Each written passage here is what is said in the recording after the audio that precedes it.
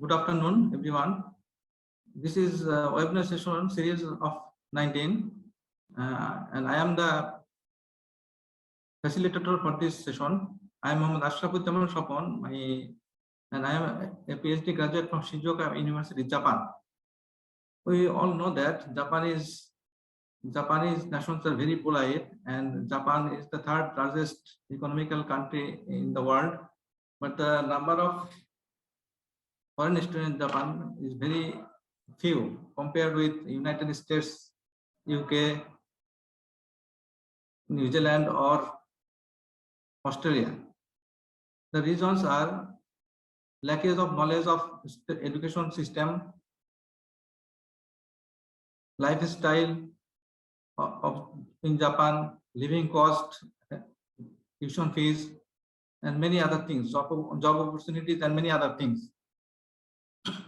Therefore, Japan governments want to increase the number of foreign students in Japan, and they started and launched the program of study and work in Japan to increase the foreign students, basically from Southeast Asia, just like Nepal, India, Pakistan, Bangladesh, and Sri Lanka. We have many educational experts who can give the instruction and important direction for the foreign students and foreign and future students to study and work in Japan. Today's webinar, 4 universities will join for this session. That is University of Fukui, University of Tsukuba, University of Kitakyushu, and University of Hyogo. Each university will get 20 minutes to represent their data and important materials to the students. And after this session, question and answer session will be started for 5 minutes. During this time, I will request all the panelist members to off the audio and video when they are not presenting their data. Now I will ask Ms. Sakshi San to represent the overview of study in Japan and through his introductory speech. Please, Ms. Sakshi, start your speech.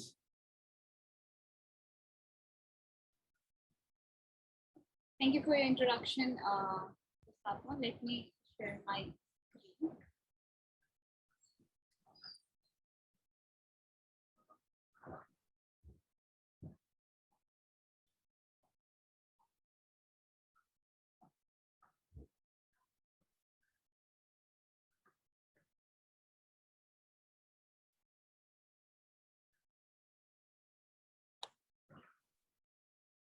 Is it okay? Okay, you can continue. Okay. So good afternoon, Koncha and Namaste, everyone. It's a great pleasure for us to welcome all of you. Thank you for taking the time to attend our webinar today.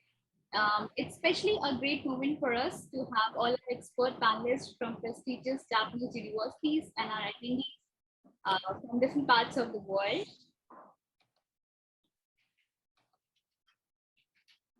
My name is Sakshi Roy, and I'm the program assistant here with the University of Tokyo, India office. And today I'm going to share a brief information on overview of study and work in Japan. In case if you have any questions, please feel free to shoot me an email. I'll be very happy to assist you with all your queries regarding study in Japan. So I'll start with a brief introduction to our office. Our office is one of the overseas offices for shared utilization by universities to open in India under the Global 30 project. So we are the part of Study in Japan Global Network project in Southwest Asia by MEX. And our aim is to promote studying in Japan in order to attract the region's excellent students to higher education and research in Japan. So being a part of Global 30 project, we provide comprehensive information on Japanese universities at free of cost. We organize education fairs and seminars throughout India, and we manage committees for coordinator for study in Japan. And also our office maintains the network of Indian and Japanese alumni of the University of Tokyo. So now I'll tell you, why should you consider Japanese university for your higher studies? Although there are so many reasons to study in Japan, here I have mentioned few of them for you. So according to the Times of Higher Education ranking for the universities globally, there are 10 Japanese universities in the top 200 in the world. So no doubt, if you consider Japan as your study destination, you'll be studying in the world-class university and the world-class research facilities. I must tell you that Japan is Asia's second highest recipient for international students. So there were approx 2 lakh international students in Japan in 2018, and Japan is also the 9th destination globally for international students. Some courses are taught in English. So Japan is experiencing a super aging society with a shrinking population. So therefore, the country is ambitious to make an education international to attract foreign talents and replenish the declining domestic workforce. So in order to attract the international students, there are a lot of universities offering courses in English. And Japan is a very safe country with low crime rates, and most people are very polite. And Japan has simplified student immigration procedures. Japan has a professional population, law-abiding, sincere, responsible citizens. In Japan, employees are loyal, so it has a high employee loyalty rate and duty ownership. Employers respect the dignity of labor in Japan. You may know that Japan is also the home for some of the world's leading tech and car companies, such as Sony, Nikon, Canon, Hitachi, Toyota, Honda, Mitsubishi, Nissan, etc. Also, many of you may know that just going to the toilet in Japan can be a technological experience. So you'll be living a tech-aided life in Japan. Nobel laureate. Since 1949, Japan is the first and the most Nobel laureate country in Asia. As of now, in Japan, there has been total 28 Nobel Prize winners. The mentioned 10 of them are from the University of Tokyo.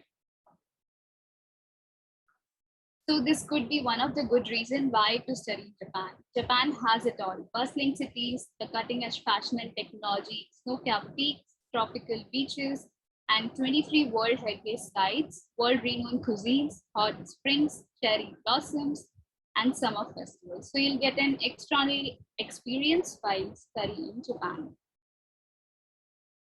Okay, number of higher education institutions in Japan. As I've told you in my previous slide, the Japanese universities have a global reputation for excellence and innovation, with over 10 institutions ranked in the world top 200 by the QS World University Ranking 2021. So the University of Tokyo is ranked number 1 in Japan and 24th in the world. Also, several other Japanese universities which are participating in our webinar series are ranked among the top 500. As you can see in the table, there are 80 plus national universities, 90 plus public universities, and approximately 600 plus private universities offering a variety of programs in Japan. Many of Japanese universities offer courses in English in various disciplines and do have the world's best research facilities. Okay, so this is the basic information about academic fees. Japanese universities has lower tuition fees as compared to other Western countries. Schools in Japan charge an admission fee in the first year and tuition fees and thus some other smaller fees as per semester wise. Japanese law regulates that all schools have the same tuition fee for the domestic students and the international students. So in Japan, tuition fee are same for local and international students. If you ask me in Indian rupees, national university is approximately start from 6 lakhs per year, whereas you'll have to pay 18 lakhs in US universities. In Japan, you can apply for tuition fee exemptions. Okay, on the top of the tuition fee, you'll probably need about 1 lakh to 1,50,000 yen per month to cover your living expenses such as accommodation, food and travel, etc. So if you study in a smaller city where the accommodation and travel costs are low, you might get by on less. But in Tokyo, it is easy to spend much more, especially if you live in your own apartment. So student accommodation, on the other hand, can be a bit costly in Tokyo, considering the size and the standard that you get. So yeah, cost may vary by metropolitan and rural areas. So in Japan, bachelors last for 4 years, and it will take 2 years to complete master's degree, and minimum 3 years to earn PhD degree. So this number may vary depending on the faculty. Like for medicine and veterinary sciences, it will take 4 years. You can enroll in a course to earn a PhD degree as a regular student, or if you're not studying to earn a degree, you can enroll as a research, credit earning, or audit student.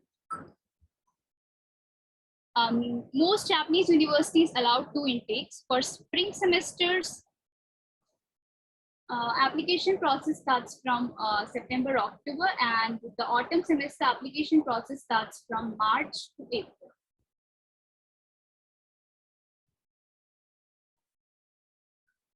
So this is just an example. I have included the application schedule and procedures for Japanese universities for both semesters, although it may vary in few universities. So please check their official website before applying to any undergraduate or graduate school in Japan. And these are basic documents that are required when applying for any program offered in English by Japanese universities.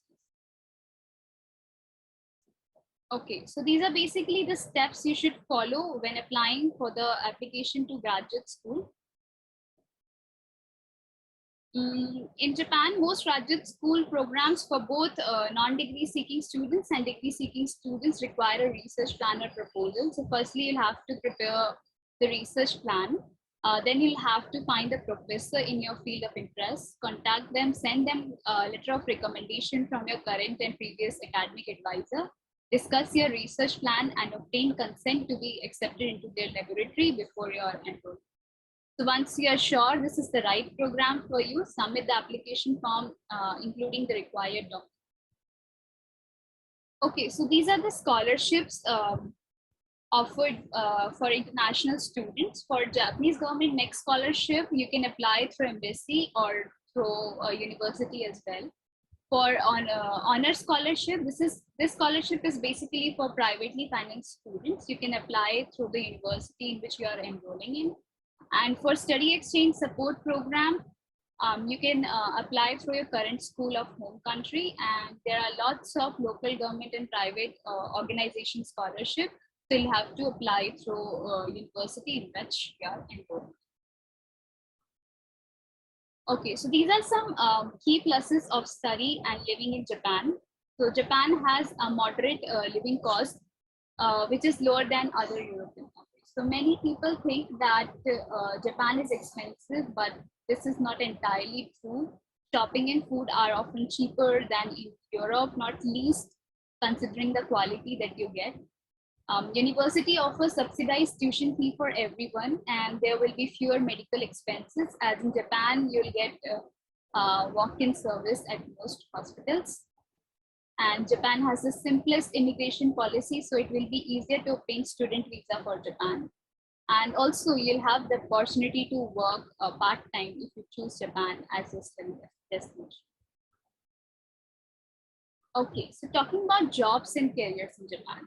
Approximately 76% of privately financed international students in Japan are working part-time. They earn about 50,000 yen per month on an average. So international students are permitted to work up to 28 hours a week. And you can also find an internship for yourself through university career centers, job search websites, dedicated internship agents. Now let me show you some graphs and figures for explaining the job market. So in this graph, indicating that steady job situation has been over 90% in 2011 in Japan. During the 2019 to 2020 academic year, the rate reached 97.8%, which means nearly all the students were able to get a job upon graduation. So the source of information is from Statistics Bureau, Ministry of Internal Affairs and Communications, Japan. So here the above graph is indicating that in the past 10 years, the number of foreign graduates employed in Japan increased from 9,584 in 2009 to 25,942 in 2008. So the below figure is just to show you that just under 20% of foreign students started their career with manufacturing companies, while over 80% decided to work for non-manufacturing companies. So there should be no doubt, if you want to stay in Japan or if you decided to leave Japan after you have finished your studies, your experience and skill will be highly considered by potential employers. So be it in your country or anywhere else in the world, the Japanese education will surely open many doors to you. And also the Japanese government pushing an internationalization agenda in higher education and is more than ever willing to open up to increase immigration for international students. Now it's time to conclude my presentation. Thank you so much for your interest and attention. If anyone who like more information or has questions, please feel free to contact us at this mail address. We would be very happy to assist you. And please visit our website for more study in Japan updates. You can scan this QR code to visit our website. And also you can like and follow our Facebook page for more information. Lastly, I would like to wish you good luck for your career. And we hope you will enjoy the experience and will be receiving the beneficial information from our webinar series. So please enjoy today's session and don't forget to register for our upcoming webinars. Thank you once again. Thank you, Ms. Sakshi Roy. You have shared a lot of information and give the several graphs for study and education system and job opportunity in the Japan. And I think this is very helpful for the future students who want to go to Japan and study and work in there. Could you please share me the agenda slide? Yes, I'll be sharing. Now we want to go for main segment for study and Japan, study and work in Japan, session 19. I will ask about the first university of University of Fukui. This university is the national university, and it is established in 1949 in the city of Fukui. Basically, in this university, the course curriculum are studied in arts and humanities, business, medical, engineering, science and technology, and many more. Student satisfaction rate for this university is 90%, and Professor Matsuoka, since he will detail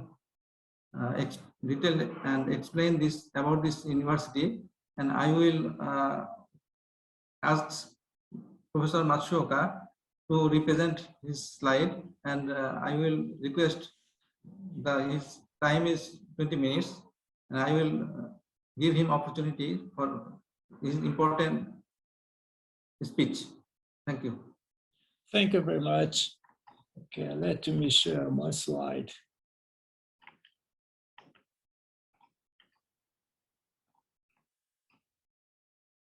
Okay, can you see my slide?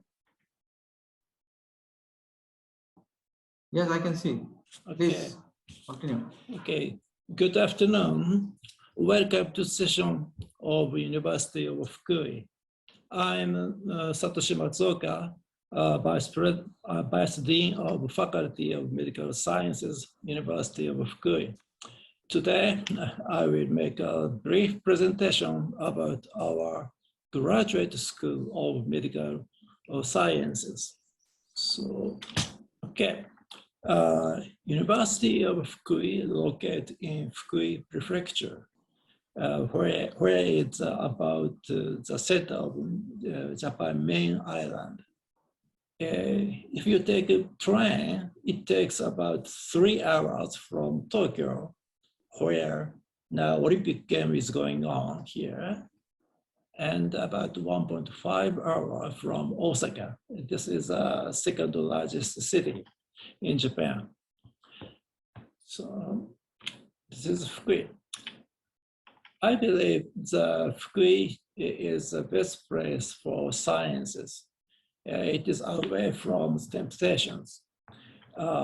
There's a good, beautiful nature here, and all historical castles, temples. One of my favorite place in Fukui is Dinosaur Museums. Actually, this is just amazing museum. You can enjoy a lot. And many of you have never seen snow, but you can enjoy the skiing, snowboarding, skating here in Japan, here in Fukui. So Fukui Prefecture ranked #1 in the happiness ranking across Japan. It lasts about 5 years. And more than 90% of exchange students answered the experience at the University of Fukui was very good or good. We offer excellent international student support. International students, about 50% of international students, that is most of them are undergraduate students. It has higher education school in Japan or get job in Japan, and 47% get job in your their home countries. So I think Fukui University is a good place for science or education. So let me introduce our Graduate School of Medical Sciences. This, again, Fukui University is a good place for studying basic and also clinical medical sciences. Opportunity is open to those who have not graduated medical school. We are happy to welcome international students from India, Sri Lanka, Bangladesh, and other countries in Southwest Asia. So this is a photograph of our campus. It's called the Matsuoka campus. In this campus, there are many, we have 4 schools. One is graduate school, College of Medicine, College of Nursing, and we also have a university hospital. So many medical students studies in this campus. In addition, in this campus, we have world famous research centers. One is Biomedical Imaging Research Centers. And the second one is Research Center for Child Mental Development. We have another center which support our experiment. They provide us excellent support for programs. In past, in past about 60 international students studied in our graduate school. About 3/4 of students are from China. Second and third are Bangladesh and India, respectively. There are no students from Pakistan. It is a pity that the number of students from countries in Southwest Asia is small. We want to welcome more and more international students from these countries. Okay. About 3/4 of international students received financial support from Japan government or their own countries. That means if you come to Fukui University, you have great opportunity to get scholarships. So our aim is to cultivate independent researchers and clinical medicine researchers. But our research is not limited to clinical medicine. We do research on basic sciences. I will show you later. So this is a guideline of our PhD course. There are 3 courses. One is life sciences courses. Actually, this is basic sciences courses, including medical imaging. The second is advanced medical sciences. This is for medical sciences. There's 3 sections. One is oncology, regenerative medicine, and third is medical information in pathophysiology. Third course is comprehensive community medicine. This is really a clinical course. They studied community medicines. Okay, these are professors in life science courses. I have no time to introduce all of them, but let me introduce some example of researches. Okay, Professor Eno studies on interstitial cell Cahar. This Cahar cell is a pacemaker cell of intestinal tract. And Professor Aoki, he is one of the youngest professor in our school. He studies colon cancers. This is me. I studies systems physiology of heart. That is a combinational study using computational analysis and wet experiments. Professor Yamamoto, he is a rising star of our school. He studies on biophysical properties of channel proteins. Okay, these are professors in advanced biomedical sciences courses. Okay, this is also so. They do research in clinical medicine, and also they do research in basic sciences. These are some examples. For example, Professor Kosaka, he is also youngest professor, one of the youngest professor in our school. He studies on autism spectrum disorder. This disease is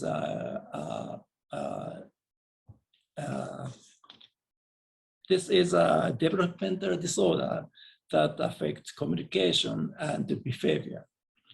He used functional MRI to get insight in this disease. Okay, medical imaging such as functional MRI or PET is one of the cutting-edge field of our medical school. Professor Hasegawa, he studies scleroderma. And this is a kind of skin disease. He do clinical experiments, but also he does basic science, basic research using gene-specific knockout mice. Professor Tada is a specialist of heart arrhythmia. He is a world-famous cardiologist. Professor Yamaguchi is a study on leukemia. Leukemia is a cancer of blood cells. Okay, in comprehensive community medicine course, there's 2 professors. Professor Hayashi is famous for emergency medicine, and Professor Ikai is famous for community-based medicine. Okay, if you, this course is for clinical studies. Mainly MD enters this course. In Matsuoka campus, there's 2 famous research centers. One is Research Center for Child Mental Development. This center studies on children's mental issues. So Professor Tomoda, she is the director of this center. and he is a leading researcher of this field. And another research center is the Biomedical Imaging Center. Professor Okazawa is the director. In this facility, in this center, there is a PET cyclotron and 3 terabyte, 3 tera MRI. These are very, how can I say, expensive and very cutting edge facilities. These two centers have strong collaborations with graduate schools. So if you come to Fukui, you have opportunity to study with these centers. About admissions, entrance examinations are offered twice a year, April and October. We will consider applicants who have not majored in medicine, dentistry, pharmacy, or veterinary medicine for 6 years. And examination is English and oral examination. Actually, so entrance examination is not so difficult. To get the diploma, you need to study at least 4 years in the PhD course, and you required to get enough credit. And the most important thing is you should publish your thesis in a peer-reviewed international scientific journal as a first author. And also you need to pass a thesis evaluation. It's called defense. If your work is excellent and published a very high reputed international scientific journal, you have a chance to graduate at the 3rd year. Okay, for international student, we have supporting system. We offer following support. One is application for status of residence, accommodation, and scholarship. The members of International Affairs divisions support to obtain this status of residence. This is slightly complicated paperwork, but they will support. For accommodation, we have international house. This is, the picture is not great, but this house is very new and clean. The single room and the family apartment complex is also available. I forgot to say one thing. The living cost in Fukui is not high compared to Osaka or Tokyo. And we can offer this international house to live. You can save much money. And also you have chance to obtain next scholarship and just scholarship, and also another private scholarship also. And international affairs divisions provide many events for international students. Orientation, summer camp, ski tour, or you can do snowboarding or others. Get together party or a day trip to Tokyo. You are also busy for, you may be busy for these events. Our University of Fukui has alumni society around the world. At the present, we have 17 branches, and we have Bangladesh branches here. So this end, thank you very much for your attention. We are waiting for your coming to Fukui. Thank you very much.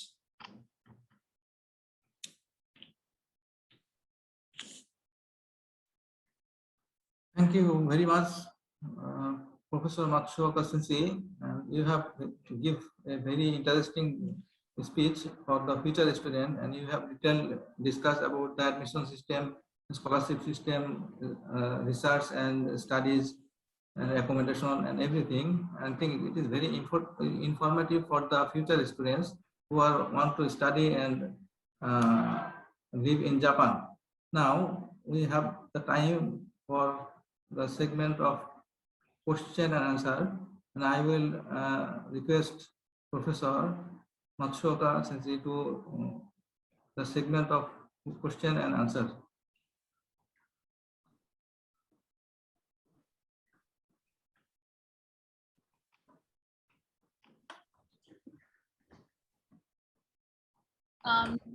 Professor Matsuoka, you can please look into the Q&A box and please answer the questions that are Yes. Is there any questions? there. There is a Q&A panel in your Zoom meeting. It's Q&A. Yes.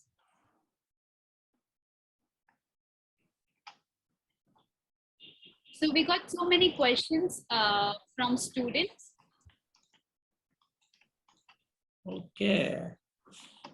There's many, but it takes time. So can I write on the chat? No Okay. problem. We have 5 minutes. You can answer, and rest of the answer will we give in this session by our panelists. Okay, I'll pick up a question and you can answer that question. Okay. Mm-hmm. Are there English language undergraduate course at University of Fukui? Are there what? English language? English language undergraduate course. Yes. We undergraduate school. Yes, there is an English examination. Okay. Do you provide MBBS course? MBBS. MBBS. It's in. No, in our graduate school of medicine, but in University of Fukui, probably no. I'm not sure about that. Sorry. Okay, no problem. Does University of Fukui offers master's course in engineering? Yes, there is some master course for example, for engineering school, there is a master course. Yes, but not for medical science. All right.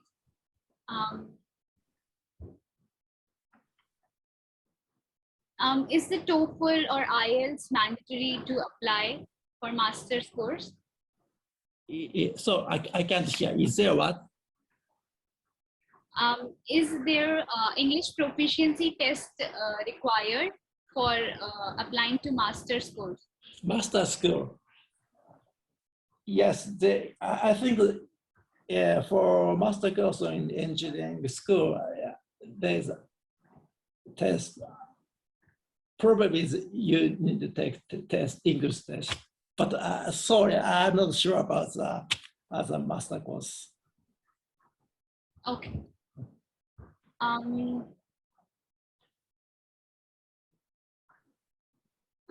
Does the University of Fukui provide masters in optometry? Optometry? Paramedics. No, sorry, no. All right. All right. Thank you. Thank you so much, Professor Matsuoka. Okay. Thank you very much. So much. Yeah. We can end the Q&A session for Fukui. Yes, I will do. Okay, thank you, Professor. I will request Professor Matsuoka to please share the important links and the contact information of the Fukui University in the chat box, so that students can take this for their. Yeah. Tapo-san, over to you. Thank you for your question and help me. Could you please share me with the agenda? Yes. Right. Thank you. now our first university has already finished. Now we go to the second university. Our enlisted second university is Sukuba University, and Sukuba University is a national university, and it is established in 1973. It located on the Ibaraki prefecture. This is basically important for science and technology, engineering, medicine, and many more courses for studied.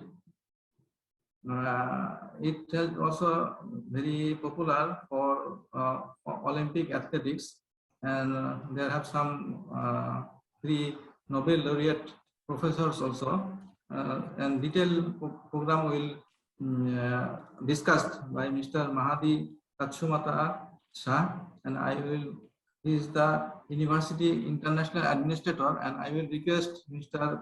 Tatsumata Shah to deliver an important speech. Please. Thank you, Dr. Sapon. Thank you, Ms. Sakshi, and also to the team at the University of Tsukuba, University of Tokyo. And my name is Mahdi Katsumata Shah, and I work for the University of Tsukuba. And I would like to start my presentation. Thank you very much for staying with us, and also allowing me to give the presentation. Okay, so by the way, I cannot share my screen at the moment, so can somebody enable it, please? I cannot share.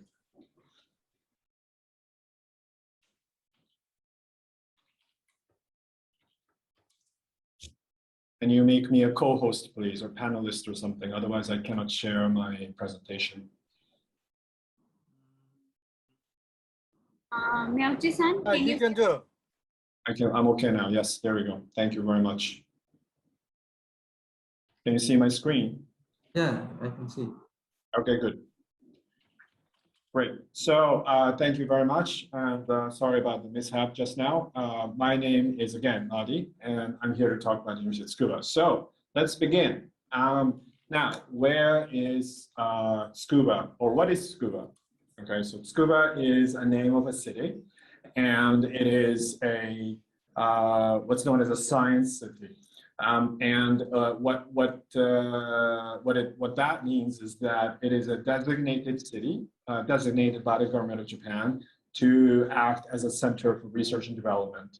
And about 40 to 50% of the R&D budget of the government is spent in this city. So imagine that. Yeah, so it's a little bit like Palo Alto in California, which I'm sure many of you know, where all the tech companies are. So in this city, we have,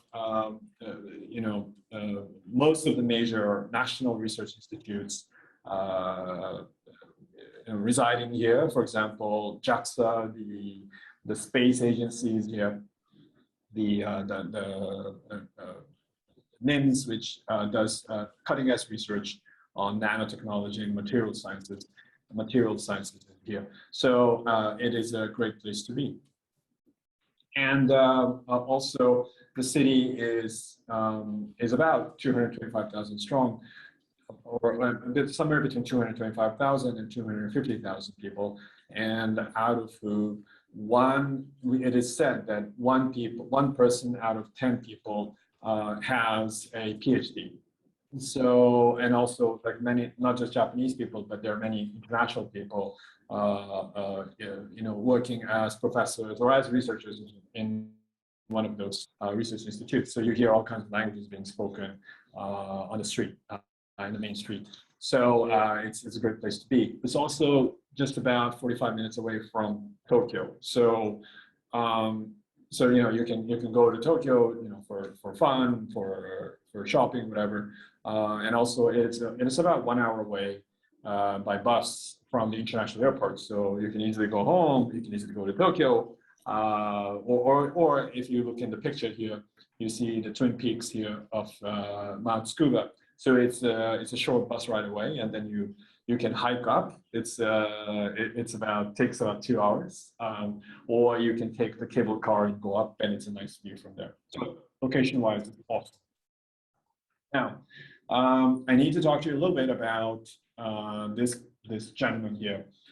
His name was Dr. Jigoro Kano, and he was the founder of Judo, right? So Judo, as you know, is a sport. I'm sure you see it often on TV these days or in the newspaper because of the Olympics. But it's basically, he invented it. So it's not a traditional sport. It is it's actually a modern sport. He was researching ways to protect himself in hand-to-hand combat. So he asked around, he studied, apprenticed with several people, often of the Bushido class, of the samurai class. And then he came up with this. And also he was very, so he started this place called Kodokan, which still exists, with this huge institution of judo. And he also started a teacher's college. So the two are often kind of interlinked, or because with this philosophy which he developed, so which includes Shikon Risai, which is the philosophy of being kind to others, basically, and solving problems together. So also a couple of other cool things that he did, which is that he was the first Asian member of the International Olympic Committee. So as you know, International Olympic Committee was on the news a lot these days, especially in Japan, because of the controversies. So he was the first Asian man, because it was basically a European men's club back in the day, and so he was able to join it. So he looks very traditional, but he spoke English. You can see pictures of him wearing a tall hat and a three-piece suit, and he's very international. Also, he he brought in like 7,000 international students to Japan, and he was the first educator bringing in international students. So that is sort of like a pioneering act that he did, because Japan was absolutely not a study abroad destination in the 1900s. Yeah. So so all those things, like the sports background, the education background, the Shikon Risai, which is to be kind to others, going out into international federations and being part of the dialogue, bringing in international students, international people, we've carried them. We have inherited this DNA, and so we have over 2,000 students in University of Tsukuba. It's one of the highest percentages of students, foreign students in any particular Japanese university. So there are about 16,000 or 17,000 students in total. And also 29 students at the moment are from India and are studying various different things. Yeah. So interdisciplinary approaches to education is what we are very kind of proud of. And it is a comprehensive university. And let me just show you this one first. You can see that we offer arts, and we offer sports sciences. We also offer life environmental sciences. We offer informatics, engineering, natural sciences. So it's a very comprehensive university. So it's actually rather rare in Japan to have such a complete set of disciplines. Yeah, and not only that, we emphasize interdisciplinarity, or the sort of like connections between disciplines, not because it's kind of cool or fun, but because that's what's necessary to solve problems that persist in the world. I'm going to give you an example of this robot suit. It's on the right side of the page here on the screen. So it looks a little bit like the character in like a Marvel hero, like Iron Man. But fortunately or unfortunately, it doesn't fly, and it doesn't let you shoot lasers from your palms. But rather, it does something much more important. It helps people. It helps people in recovering from accidents, from diseases. People who are not able to walk relearn how to walk, using this robot suit. And it also is the robot interacts with the body, and it's able to predict the optimum level of movement needed for that patient to learn how to walk. So it is it's not just a robot suit, but it's also about IT sciences. It's also about social sciences, because it has to be actively used by the insurance industry. It has to be used by, or has to be understood by, civil servants, public servants. So, I'm talking about this because I'm not saying that the UC school is a robotics school. No, what I'm saying is that it's just an example of a interdisciplinary issue, an issue which needed an interdisciplinary approach. And then the professor Sankai, who invented this, is now runs a international company right outside our city, and he's very, I hear, very successful, wealthy, and well published. So it's an example of what University School is capable of. And this is really important to us. It is, the world is the planet is not in a good shape, so universities are expected to contribute to SDGs. And do you know what they are? It's the Sustainable Development Goals put forth by the United Nations, and it is the deadline is 2030, and universities are also expected, of course, to contribute to this. So we are ranked first in SDGs 11, 17, and 15 in Japan. And this is a reflection of our practice and our research. So we are very proud of that. Also, now I'm going to talk about undergraduate schools. I think that somebody asked questions about undergraduate programs, whether they're taught in English or not, in the previous lecture.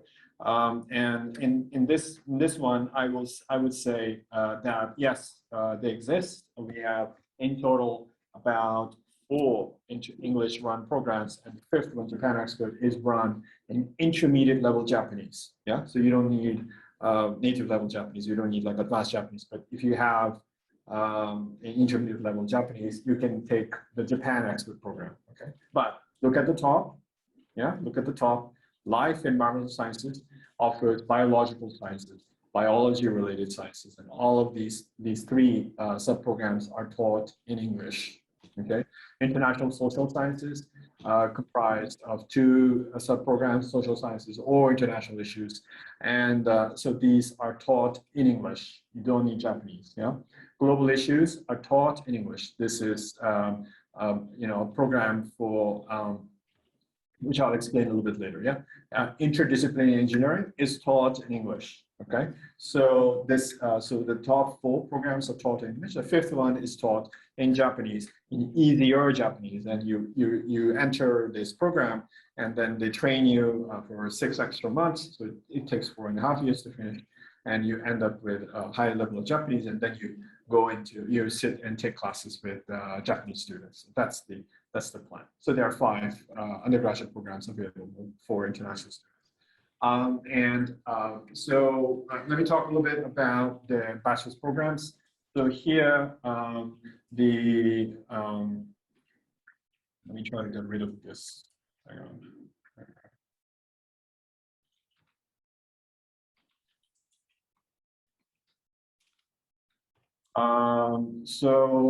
This is the bachelor's program in interdisciplinary engineering. Again, I said that this is taught in English.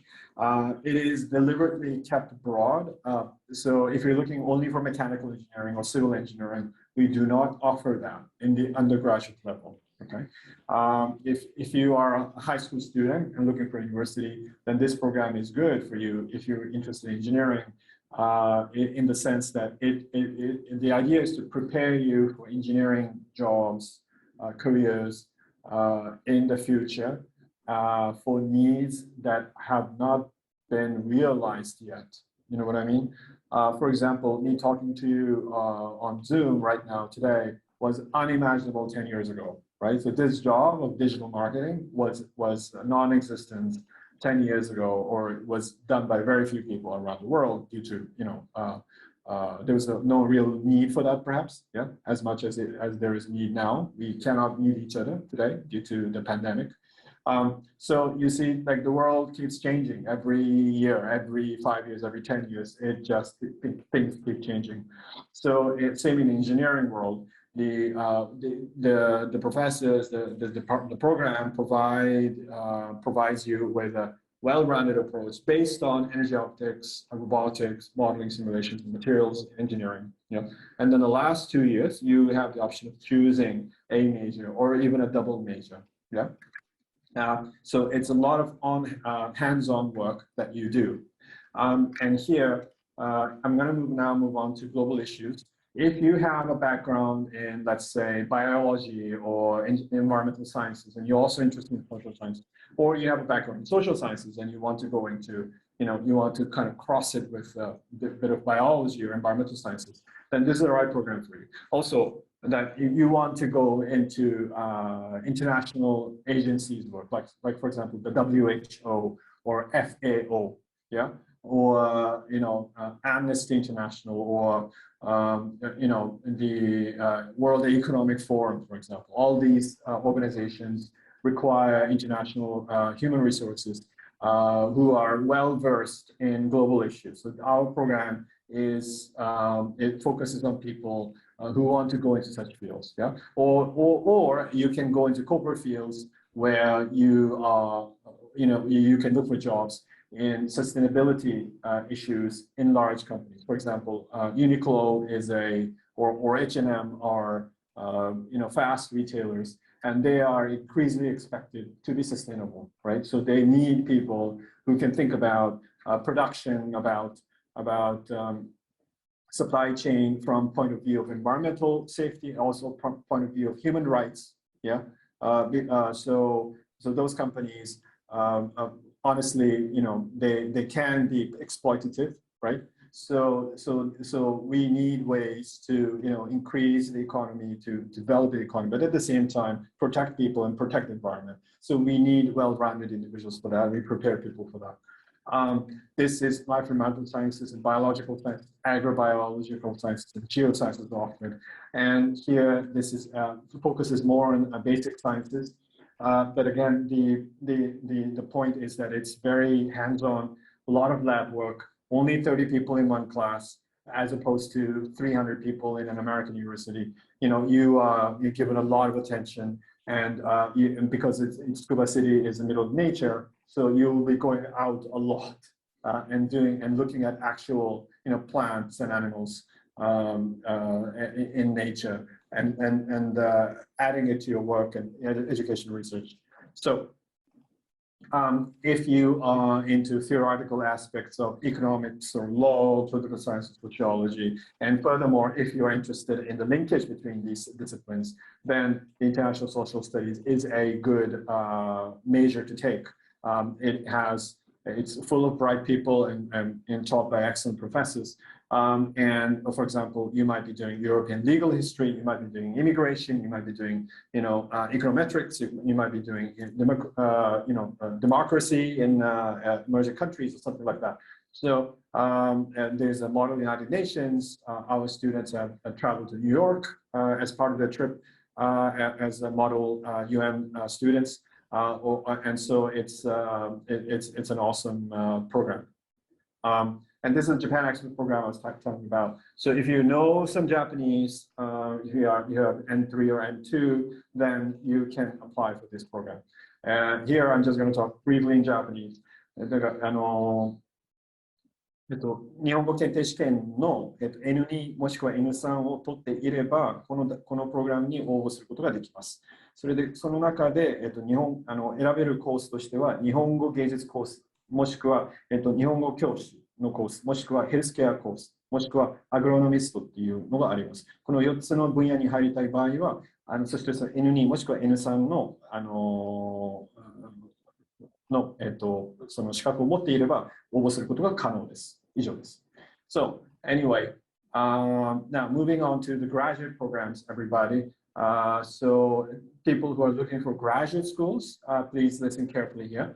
And I'm going to talk a little bit about what the programs are, but most importantly, please stay till the end, how to apply to graduate school. So this is really kind of confusing for some people, and so I'm going to explain that at the end of my presentation. So here, the degree programs in life and earth sciences is one cluster. The graduate school of science and technology is one cluster, and then there's the graduate school of business sciences, humanities, social sciences is one cluster, and graduate school of comprehensive human sciences is the third cluster. So, for example, if you are in the science and tech grad school and you're a biology major, and then you are interested in intelligent mechanical interaction systems for some reason. Yeah. So then you talk to some people, and if the class is available, you're able to understand the lectures. You can walk over and take the courses, yeah, for credit. So this is kind of again a unique nature, a unique feature that University of Tsukuba has, where people are expected to mingle with each other. So if you're a student at Tsukuba, you can take classes in any of the schools in Tsukuba. So that is usually not allowed. That sort of like liberalism is not allowed in many Japanese universities, but we do allow it.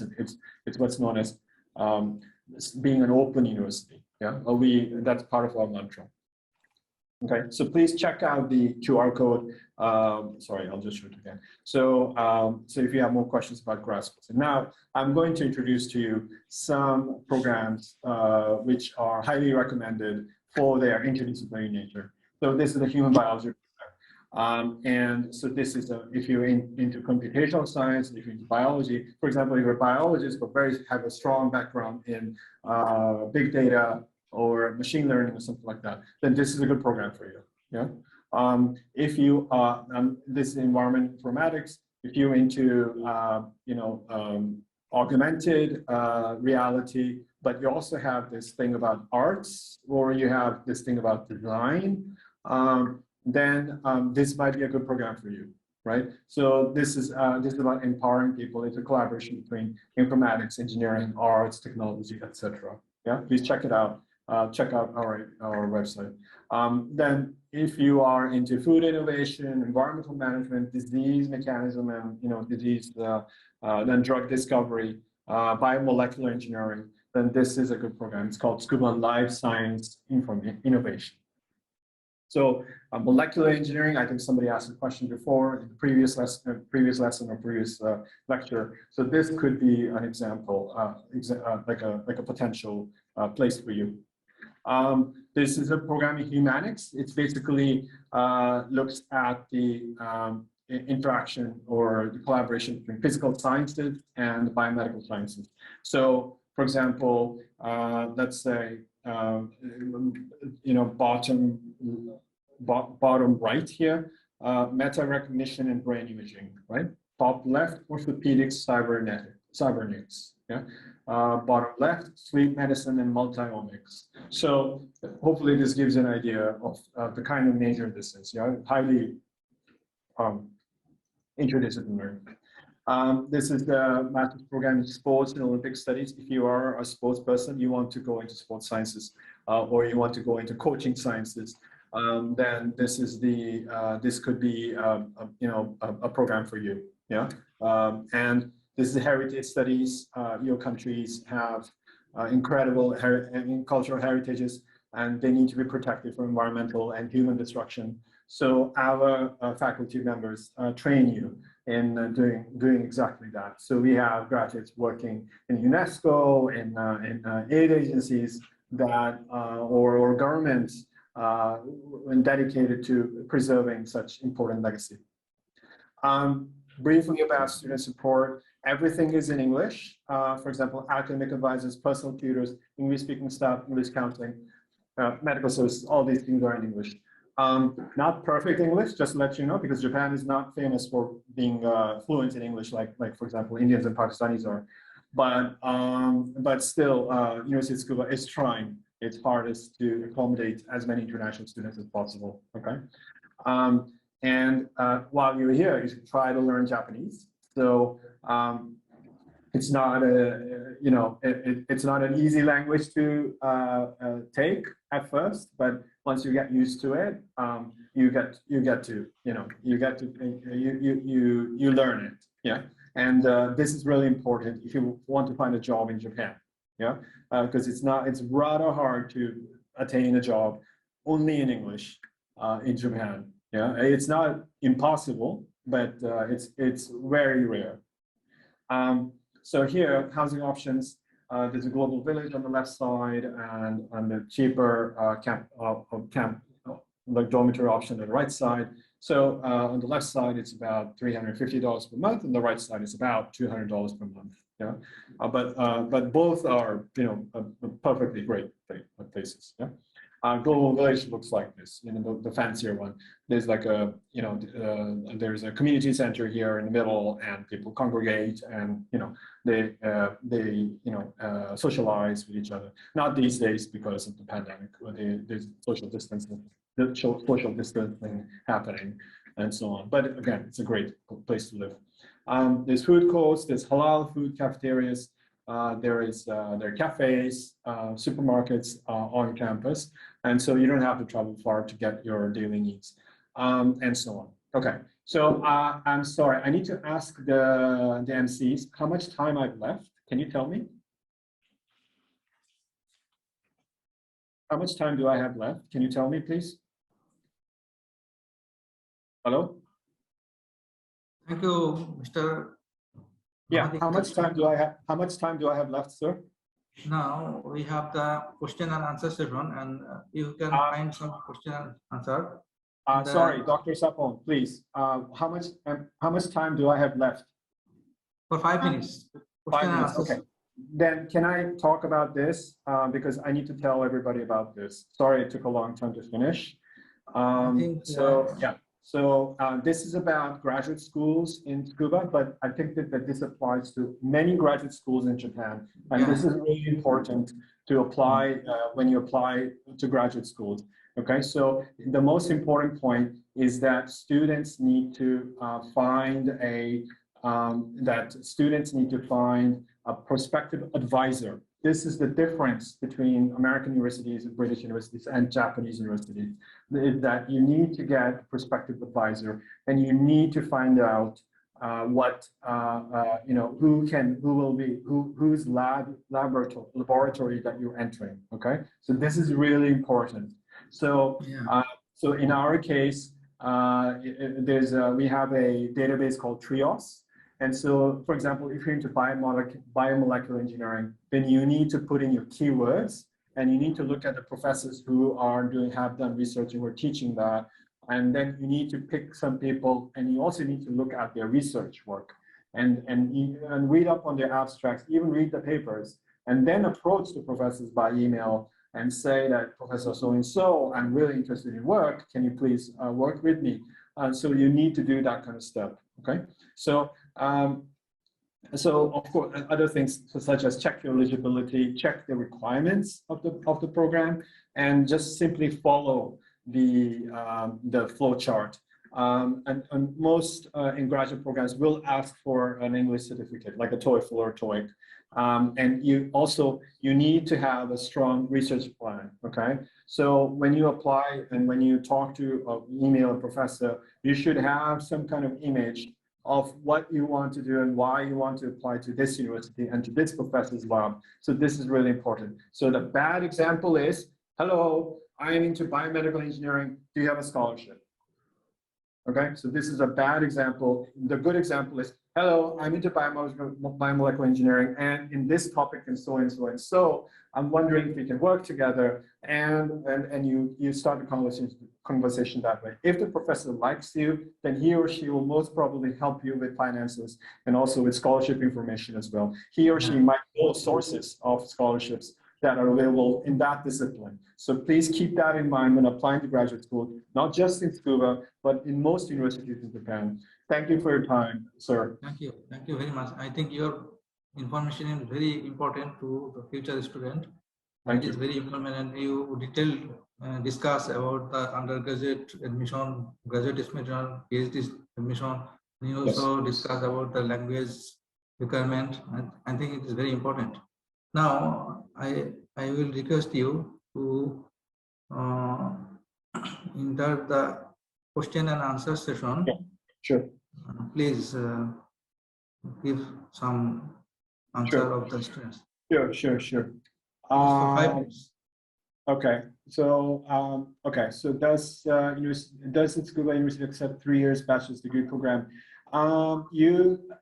Well, officially in terms of Ministry of Education in Japan, you're supposed to have 16 years of education, yeah.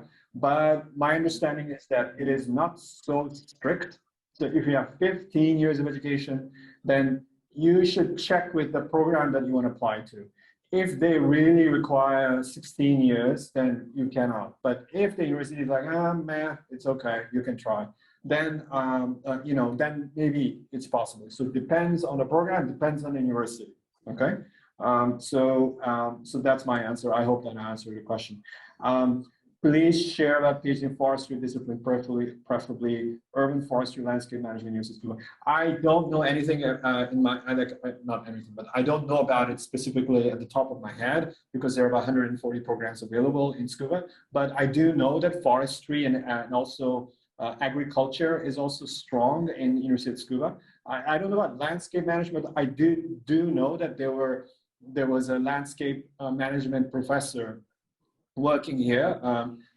So please, again, go to TRIOS, yeah, and check the database and type in forestry, yeah, and also do like a simple Google search. I'm sorry, I'm telling you some maybe basic things, but I think it's the fastest way for you to get information, which is do University of Tsukuba forestry and see if it rings a bell. Yeah, so best of luck to you. I do believe that you are very strong in that field. Does Tsukuba University offer master's degree in robotics? Not exactly robotics, but in fields that in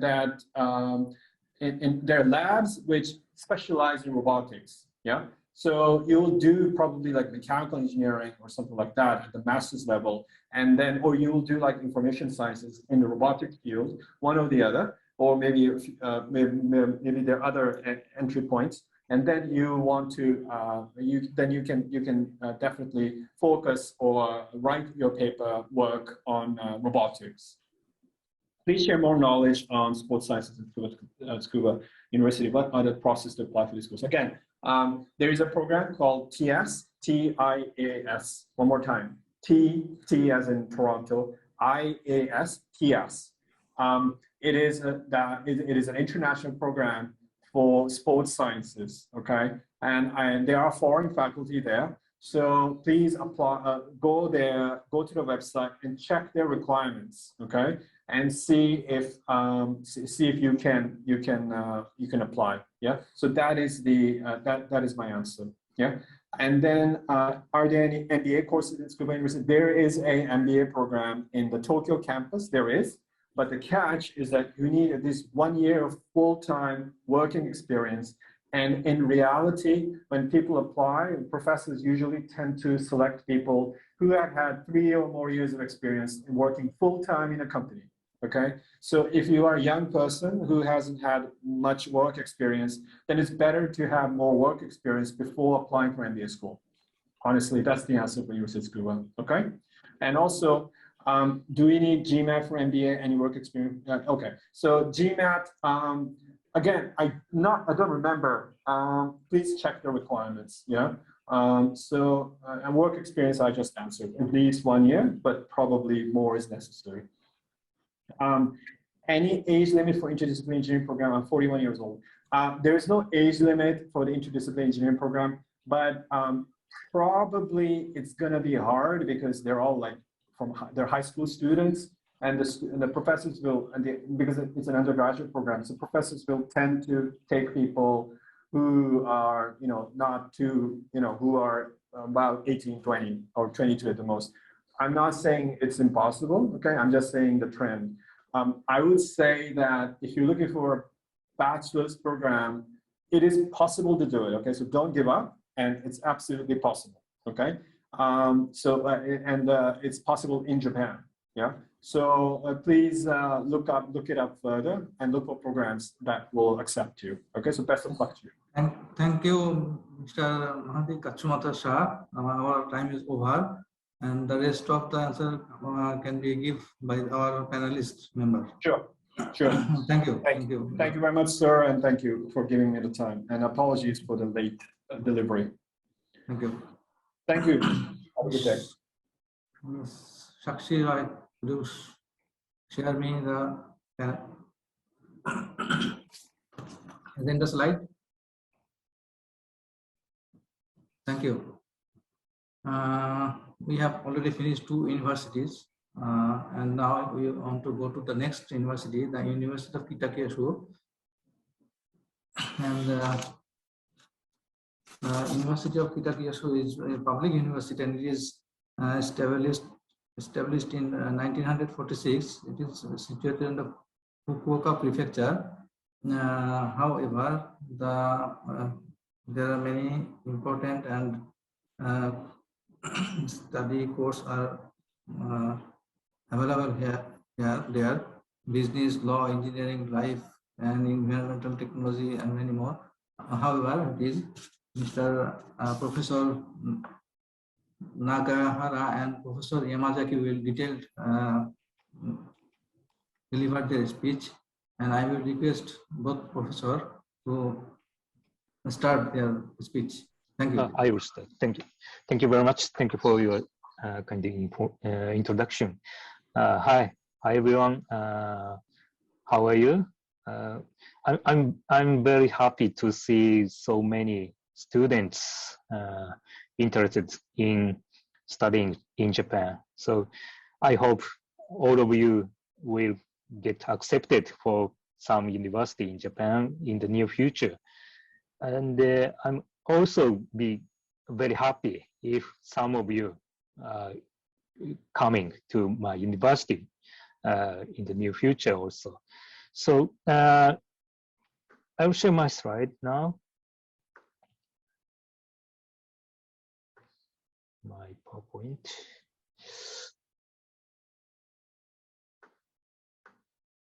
Okay, can you see my slide? Yeah, we can see. Okay, thank you. Thank you very much. Okay, hi. My name is Masaki Nagahara, and today me and Professor Susumu Yamazaki will give presentation of my university. Okay, first, do you know Kitakyushu? Kitakyushu is Japan is here, as you know, and very far from India, but Kyushu, this is a Kyushu island, very big island in Japan. I think it's the same as Sri Lanka island. And my place, Kitakyushu, is located here. And Kitakyushu is Kita. Kita means north, and Kyushu means Kyushu is the name of this island. So Kitakyushu is North Kyushu Island. So my university is located here. And first, let me introduce myself. And my major topics are control theory, machine learning, and signal processing. And I'm also a visiting professor at IIT, Indian Institute of Technology, Bombay, and IIT Guwahati. And I have got some many awards from, for example, IEEE and so on. And so I'm very interested in international collaboration research. And I also visited IIT Bombay for 8 months as my sabbatical leave. So the center picture is the lecture by me at IIT Bombay. So, and I met very famous Professor Vidyasagar, who is my colleague in IIT Hyderabad. So I'm loving Indian culture and cuisine very much. So please know my name please remember my name. Okay, so I'm affiliated with Graduate School of Environment Engineering. And in this graduate school, I'm teaching the computer science, in the computer science course of the program of information engineering.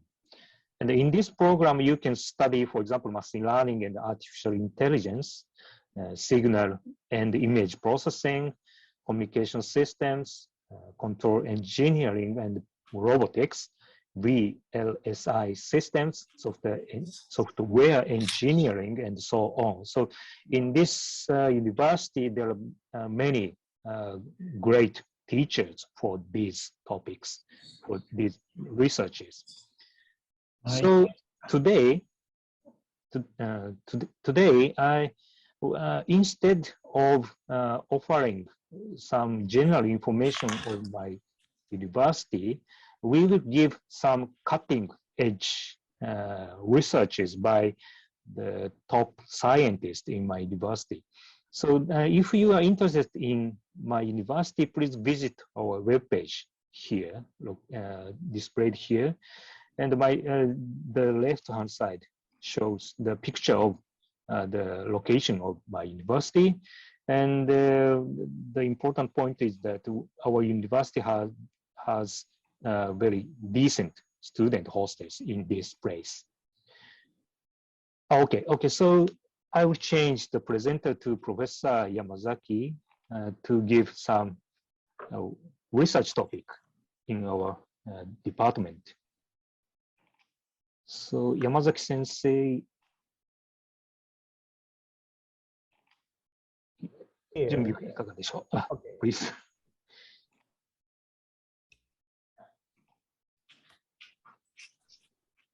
Okay, can you see me? Yes.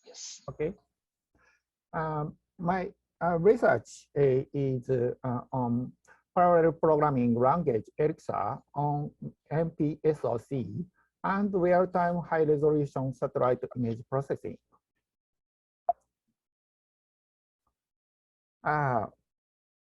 For introduction, for disasters, disasters caused by global warming, climate variability, and extreme weather will lead to enormous human and economic losses. So our laboratory at the University of Kitakyushu has the following two research directions. One, eliminate computer consumption. Two, realize disaster detecting system using satellites. First, eliminate computer consumption. Power consumption of computer devices related to communication technology is 21% of global power supply in the expected average case as of 2013, and 51% of global electricity supply in the worst case expected 2013. Here.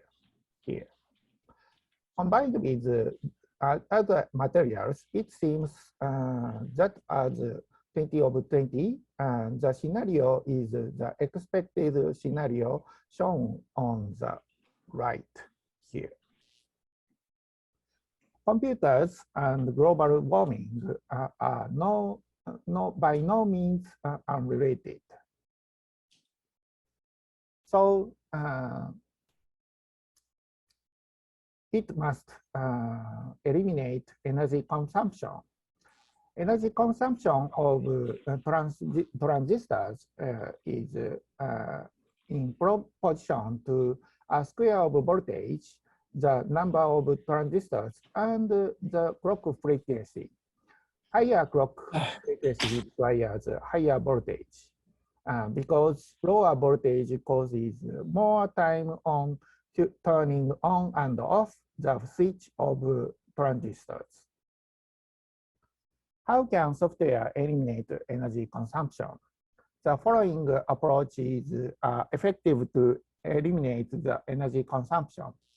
keep lower voltage by keeping lower clock frequency, eliminate clock cycles to achieve the function, parallelize the software and eliminate redundant synchronization, and keep less the number of the transistors that are turned on, turn off the clock of the modules. Computer units in lower, these are computer units in lower energy consumption by MPSoC. MPSoC is multiple processor systems on chip. Recent MPSoC is integrated with not only cores of CPU, but also GPU and FPGA. Processors in smartphone and Apple M1 chips are MPSoC. Computer units with MPSoC consumes lower energy and has a high performance. The measurement results of the right two kinds of computer units. Standby power consumption is 3 watt-hours. Power consumption in case that CPU runs on full power is 17 watt-hour. And maximum power consumption at spec is 30 watt-hours. So 100 computer units will consume only 3 kilowatt-hour, which is as much as air conditioner for business. In order to drive 100 computers units, parallelization will be more important.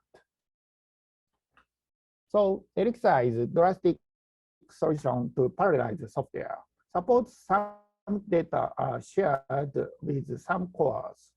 If core is updated to share data, and then it notifies other cores and they stop processing. It causes slow down. If there are many cores, waiting time grows exponentially. Elixir is immutable. That is, it forbids all updates of shared data. So the other cores don't need to stop processing.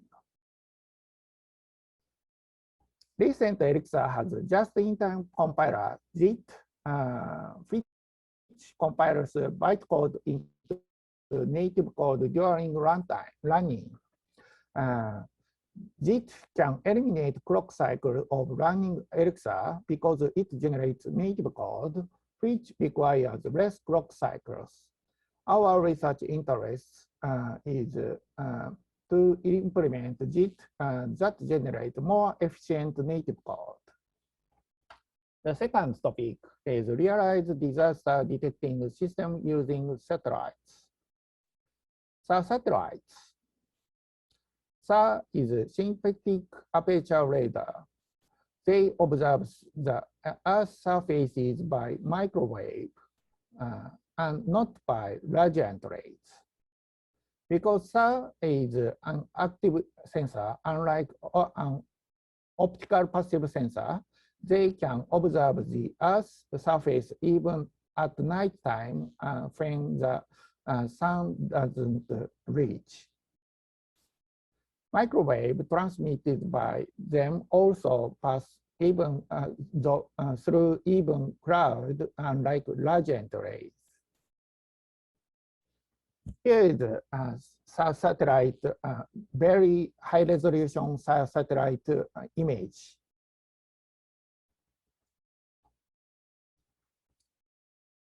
What apps will be expected?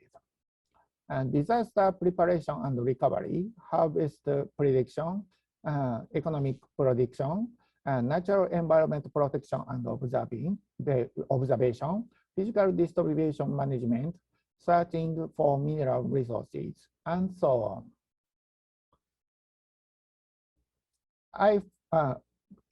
I focus disaster preparation and recovery. How serious is maintenance of flood damage? This is the street of street view of Toho small town, Fukuoka, Japan, when the flood damage of a very heavy rain outbreak of rain that poured in West Japan in 2017, which forced us to pay about $1 billion. You can see this at here. What can satellite support for solving the flood issues? We can find out where there might have been a landslide by following the steps. First, take picture of place of potential heavy rains according to the weather forecast before the heavy rainfall. The second, take picture of places again during and after the heavy rainfall. Third, find image differences of the photo before and after the heavy rainfall. Very easy. All we have to do is to do it in time. So we need more power. Alexa with JIT on empty SoC will bring more power. MP SoC and Alexa.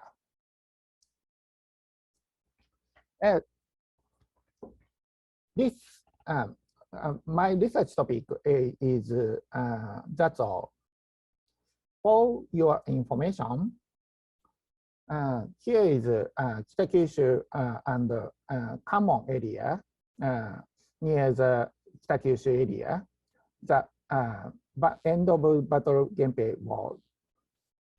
Duel Ganryujima, Kokurajo, Nagasaki Kaido, World Heritage Site of Meiji Restoration, Albert Einstein visited, Tsunoshima Bridge in Shimonoseki, Yamaguchi, Japan, Hotel Nishinagato Resort near Tsunoshima Bridge.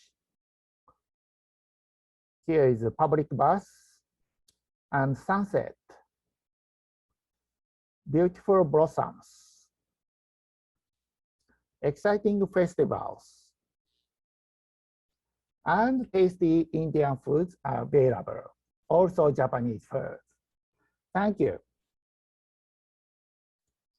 Thank you very much. So yes, thank you for also introducing some nice places in Kitakyushu. So our information is Professor Yamaguchi and Professor Nagahara, and I think this is very important presentation for the students who are wanted to learn computer science and engineering and the consumption about the computer power. However, it is now our presentation is finished. Now we can go to our question and answer session, and I will request Professor to give some answer of the question. okay. So I'm seeing Q&A. Yeah. Yeah. So is the machine learning program available in English language? Oh, okay. Yes. If you want to get English and this question for 5 minutes only. Oh, 5 minutes. Okay. Okay. So, for example, my class is in my class. If there are some foreign students who cannot understand Japanese, I can give English course, and some teachers, some professors can give English courses, and in particular, machine learning and computer science is very important topics which need to be given in English. So professors can give English courses for machine learning, for example. And do I need a gate examination, mechatronics engineering. I have no idea. What? 山崎先生、GATE って何でしたっけ？何ですかね？わかんないです。I have no idea what is GATE. So, but actually there is entrance examination for master course and PhD course of mechanical engineering. But I think there is no need to have GAT additional test. So, and is Japanese language necessary to study in Japan like Korea and China? Actually, yes. If you want to study many things about, for example, Japan, then you need to study Japanese. And for engineering, it can be taught by using English. But for example, if you want to study some Japanese culture, or you want to communicate with Japanese people outside the university, you need to study Japanese, I think. And also, university rank. これ筑波だよね。その質問、あれですよね。Dear Prof. 長原&山崎って始まるやつですよね。Dear Prof. で、それは、なんか訂正がその後あって、ユニバーシティオブ北九州ってなってます。あ、ユニバーシティ。ちょっと待ってよ。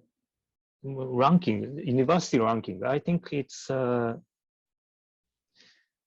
yes. We can you can check Times Higher Education web page, and you search the University of Kitakyushu, and then there is some ranking of my university, but I forget the ranking. And also I'm not so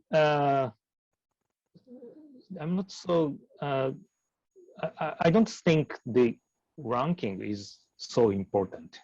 Okay, and so actually, for example, my research is awarded from the International Research Institute. So it means my research is ranked #1, and so I don't care about ranking of the university.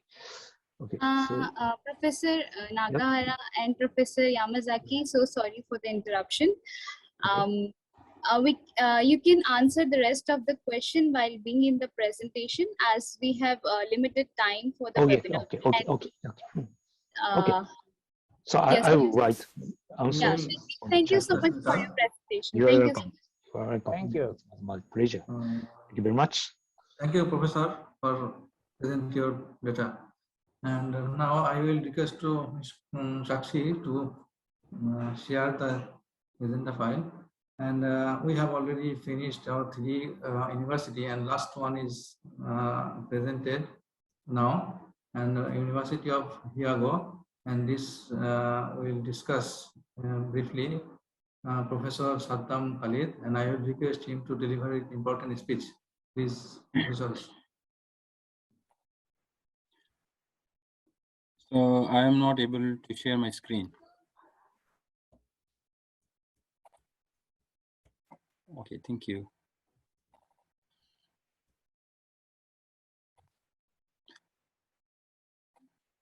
Okay, so can you hear me? Yes. Yes, okay, good. So, okay, hello everyone. So my name is Saddam Khalid, and I am Associate Professor at University of Hyogo, Japan. And I remember, I think back in 2014, so very similarly like you people, so I attended a seminar. So actually the Higher Education Commission of Pakistan, they visited Kashmir, which is my hometown, and they introduced a scholarship about Japan. And at that time I applied the MEC scholarship, and I got the scholarship from Osaka University. I did my PhD from Osaka University, then I became a professor here at the University of Hyogo. So the reason to tell you this story is that maybe my story somehow is assurance for you people that today you're sitting in the right place and you're not wasting your time. And I am very much sure that most of you will get admission in good Japanese universities. And after that, you will be giving back to your society like the University of Tokyo, India office students are doing. So today, I will be introducing you the Global Business Program at the University of Hyogo, and which is a bachelor degree program. And the degree awarded is Bachelor of Economics. So University of Hyogo is one of the leading universities in Japan. So it's a public university. We have 6 undergrad schools, 9 graduate schools, 4 affiliated research institutes, and 9 campuses. And today I will be discussing about the campus for commerce. And we have School of Economics and Management. And this campus is located in Kobe City, Hyogo Prefecture. And the whole region is called as Kansai region. And Kansai is considered as a hub of education in Japan because most of the top universities of Japan are located inside the Kansai area, like Osaka University, Kobe University, Tokyo University, the Kyoto University. And we can travel like, because they are the twin cities. For example, I'm living in Osaka, but I work in Kobe. And this campus is almost like 20 minutes from main Sanomiya station. Another interesting thing about this Kansai region is that some of the top Japanese companies, their headquarters are also located inside the Kansai region. And also the Kansai region is very famous for tourism. So which provides a very natural environment for students to learn and also to participate in the extracurricular activities. So this is our campus of commerce, and we are offering this course, the Global Business Course here at this campus in Kobe City. So School of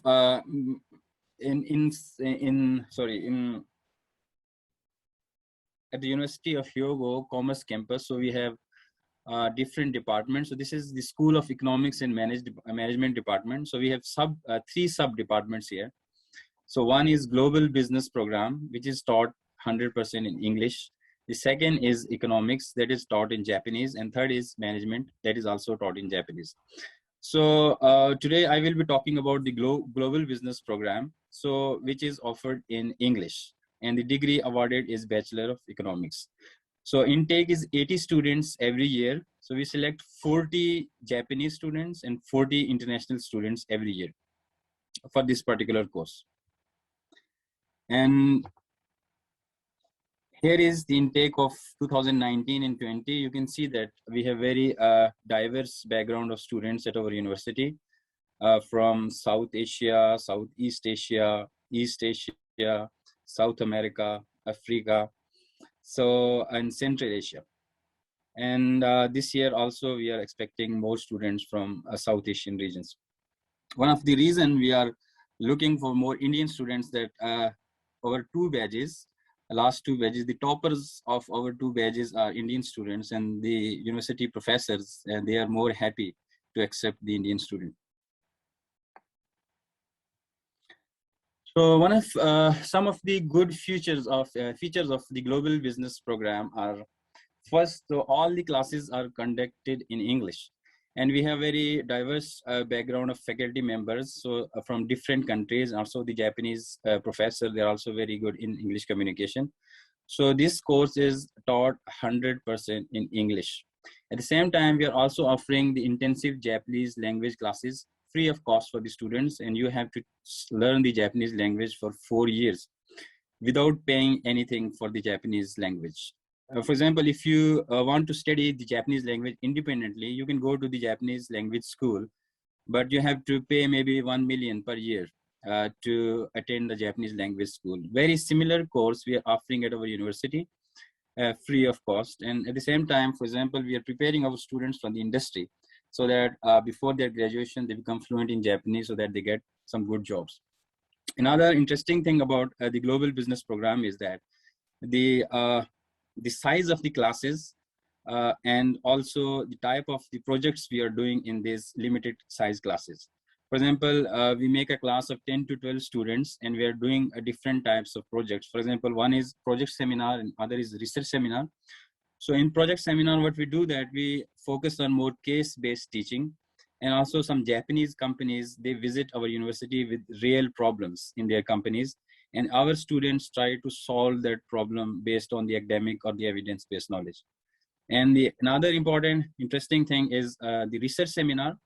In the research seminar, you get a chance to study under the same supervisor for 2.5 years. For example, if you want to major in economics, management, entrepreneurship, international business, human resource management, international management, so you can choose the professor of your choice and you can study in the research seminar. So the objective of this research seminar is that the students should be equipped with the cutting edge research techniques. And at the same time, when you visit, for example, if you want to carry your research for like future studies, so I think you will be very well equipped when you want to enroll in the master or the PhD program.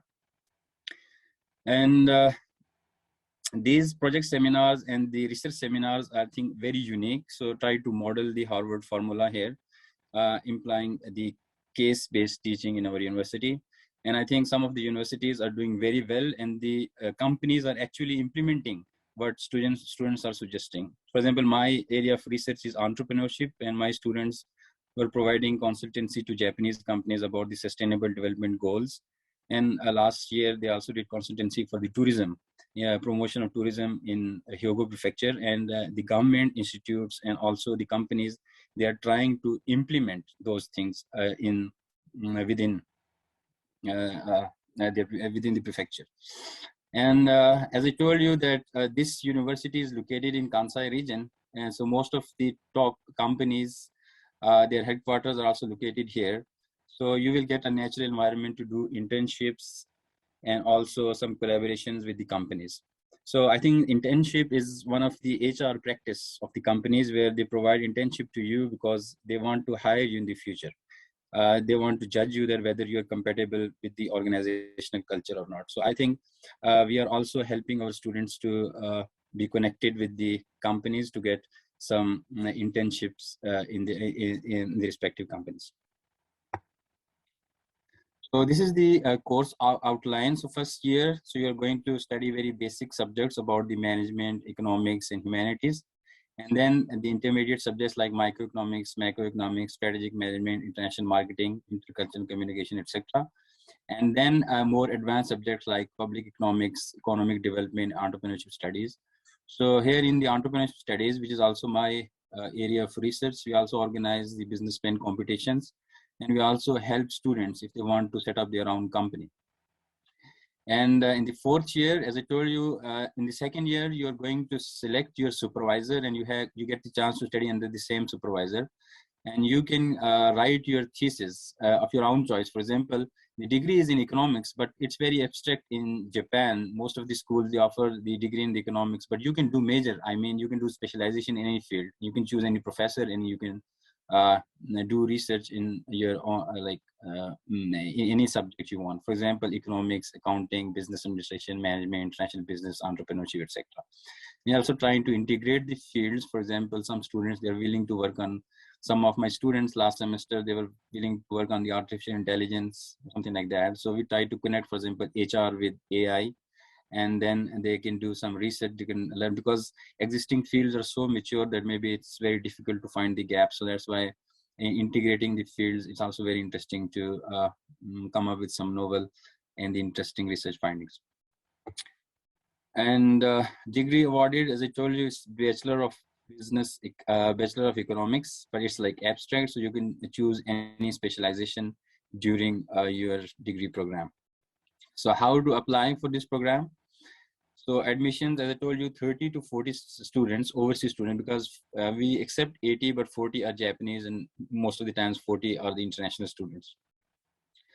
So eligibility criteria, individuals who have completed a 12-year curriculum of school education in a foreign country or have an equivalent education as specified by the Ministry of Education in Japan. And then English proficiency.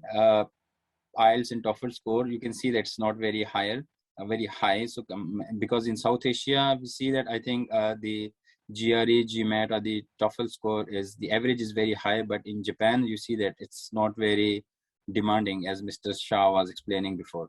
And you can also submit the English proficiency certificate if you studied in a university where medium of instruction was English.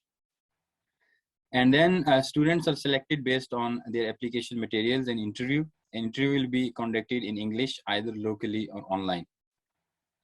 These are the materials you have to submit for this program: application forms and application essays. Essays are very important for your evaluation because you have to write about yourself. For example, that why you want to choose Japan, why you want to study at University of Hyogo, why you want to choose this particular program. And the professors are going to judge you based on your essays.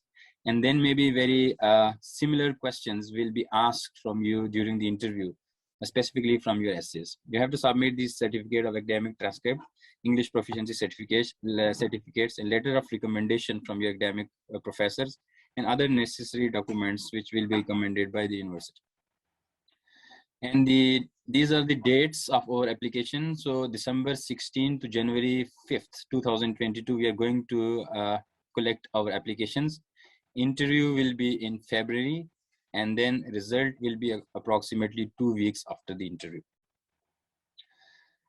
Now the most interesting part. So maybe you're waiting for this part, because I think most of the students are looking for scholarships. I was going through the chat box, and most of the students were asking the questions about the type of the scholarships. So in this program, we have 2 types of scholarship. And I want you to concentrate from here because I don't want you to miss some important information. As I communicated to you that 40 international and 40 Japanese students will be selected. So because this program is basically facilitated by the Hyogo Prefecture government, so we are offering 50% tuition fee for all the 40 students who will be selected. All the 40 students who will be selected, they will get 50% tuition fee. Okay, so this scholarship you will get once you get admission. And then if you are among the top 30% students after the first semester, your 100% tuition fee will be exempted. So this is how we are doing. So this scholarship is basically by the government, the prefectural government. So all 40 students, international students who will pass the exam, the interview, so they will get 50% scholarships. And then the other students, they are going to get, if you are among the first 30% students, then your tuition fee will be 100% exempted. And then rest of the 50%, for example, if you have to pay, and it's not very big amount, it's very, even I think it's lower than the Indian universities. And I think most of my students, they are managing very well by doing some part-time jobs and also getting donations or the scholarships from the local companies within the Hyogo Prefecture. This is very similar for the application. Admission fee also 50% is exempted. And I don't know about the Indian currency well, so maybe 8,500 yen or 141,000 yen. I don't know how much Indian, but I think it's very cheap compared to the universities in the West. Then this is the second scholarship. And this is a fully funded MEC scholarship by the government of Japan for international global business students. So as I told you, 40 students, they will get 50% scholarship. All the students, that scholarship is for all the students. Now, this scholarship is for very specific students among those 40 students. Maybe you know that MEX, I also studied on MEX. So MEX this is a program created by Japanese Ministry of Education, Culture, Sports, Science and Technology with the aim to increase the number of high-performing international students studying in Japan. So University of Hyogo Global Business Program was selected as one of the 10 universities in Japan this year to be granted this scholarship by the Japanese government. So actually, most of the time, this scholarship is offered by announced through the embassies. But there is another way, that is the university recommended MEC scholarship. So this is the university recommended MEC scholarship. How we are going to select that? After you pass the exam, our GBC exam, then the top maybe 10 or the 8 students from that interview list, they will be selected by the university, and then we will send them to the MEX for the initial screening. And maybe then you have to do some interview with the MEX, and then you go through the second screening. And after that, we are going to select the 8 international students for this MEX scholarship. So the 50% you are getting anyway, but then after that, if you are among the top 8 students from the interview, so then you are going to get the MEX scholarship. So the MEX scholarship is fully funded scholarship, and you do not need to pay anything. So, and the university, the government is going to pay you a stipend of 120,000 yen, Japanese yen per year. And your tuition fee exempted, admission fee exempted, and application fee is also exempted. And then you will also get a return ticket, return flight tickets one time. So I think this is the most prestigious scholarship in Japan. So the government scholarship. So I think it's a very good opportunity for you to apply for that scholarship, this scholarship. And then, for example, if you get the 50%, that is also good. So you can manage your expenses.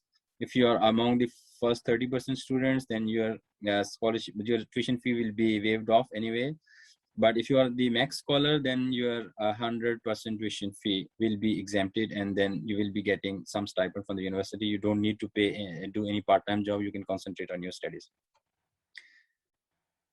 And we have also understanding with some the local companies and the prefectural government. So we help students to get scholarships other than these scholarships. For example, we have JESO, HIA, and also some like foundations within the Hyogo prefecture. They actually very generous to help our students. So, and during the coronavirus, so most of some of the companies, they actually helped our students. So most of the students, their like tuition fee were exempted, their dorm expenses were exempted. So this was a special case because of the COVID, but we have like, if you could not get the MEX scholarship, so I will not suggest that you just quit, but I suggest you join the university. And once, as in Japan, there's a rule.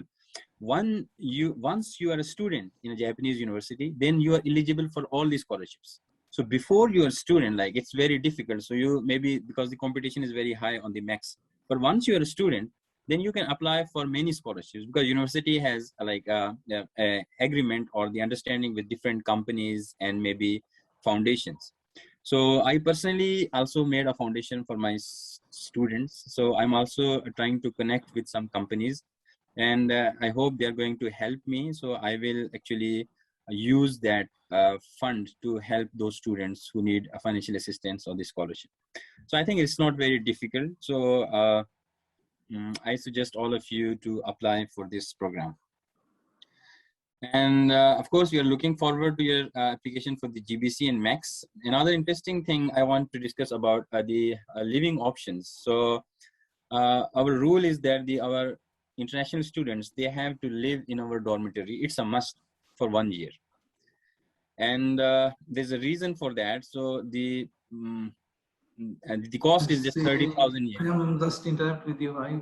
You have Yes? very limited time. Please. Okay, so we are finished. I am finishing just within 5 minutes. Okay, so 30,000 yen per month, and then we have like a global house, RAs, Hyogo Prefecture, public housing, other apartments. So this is our dorm, and these are the global house units. So you can see that the interesting thing about this unit is that in one unit there are like 4 private rooms, but your kitchen is shared. So why? Because we want to promote like the diversity communication among the students. So that's why you have to live here so that you can make friends and also learn like maybe Japanese and English at the same time. This is the lobby, dining room, etc. So I show you very quickly because of the limited time. So this is your private room. And then these are the advantages of the dorm life, etc. And then you can also participate in the cultural activities. Students are always doing something every week. And then, of course, we are doing preventive measures in the global house against the COVID-19.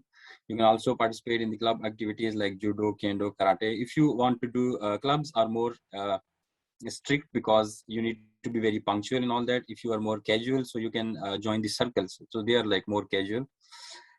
Yeah, thank you for listening. So this is the email address you can contact if you have any questions, and you can also scan the QR code. And thank you so much for your patience. I'm very sorry for taking Thank you very your much. time, and thank you so much. So Saddam Khalid, for your informative information for our future student, and you have for 5 minutes for question and answer session. I think you have some questions. Please continue with question and answer session in the below of the panel. Yeah, so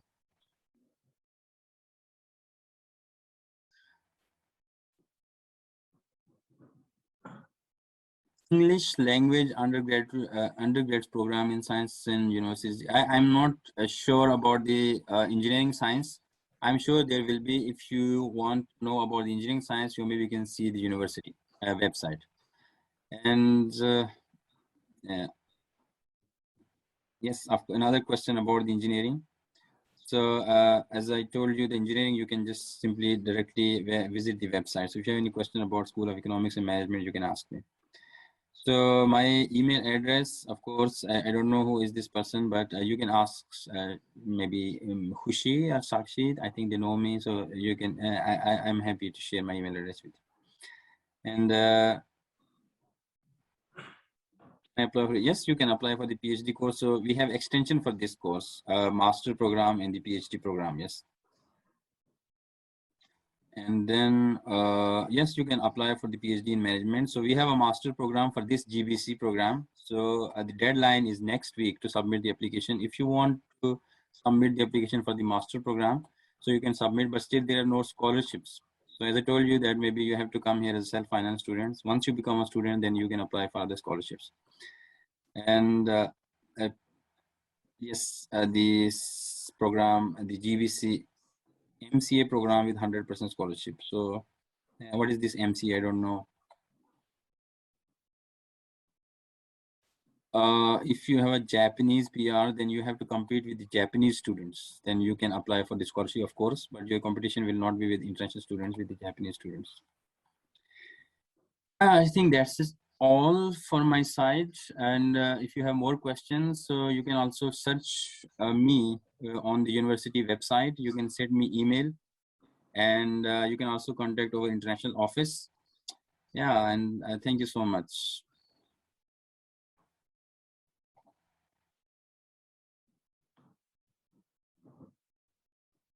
More questions are coming, like what kind of management courses are available in Hyogo University? So as I told you, this is a School of Economics and Management, so you can choose any major. For example, economics, international business, HR, marketing, whatever you want to do.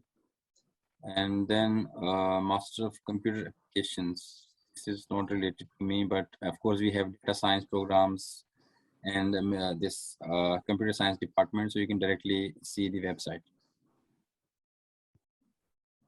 Master of Computer Application, this will be we have a data science program at our campus, but in different campus, like same university, different campus, there is a computer science department.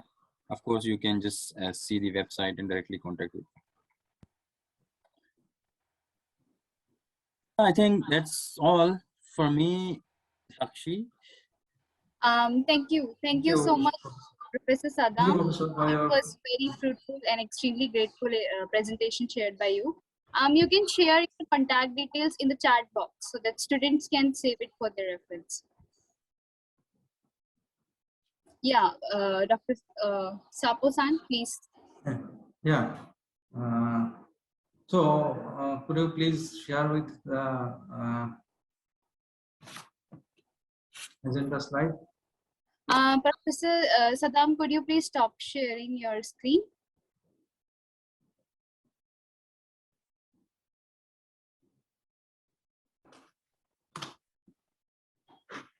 Thank you, Ms. Sakshi. And we have all finished our universities, and now the session is going to be closed. And for this session, we have discussed about the 4 universities. I think this is this webinar is successful for everyone. The presentation have discussed the important information very interestingly for the future students. And the students are also happy to know about the educational system of Japan. I think It is very important for the student and the teachers for both communications. And I would like to thank for all of the participants today's webinar. Thank you for one regard. And for our next upcoming session, please share this scan QR code. Therefore, you can know our upcoming programs. Thank you, everyone. Thank you. Thank you. Bye. Thank you very much. Thank you. Thank you, everybody.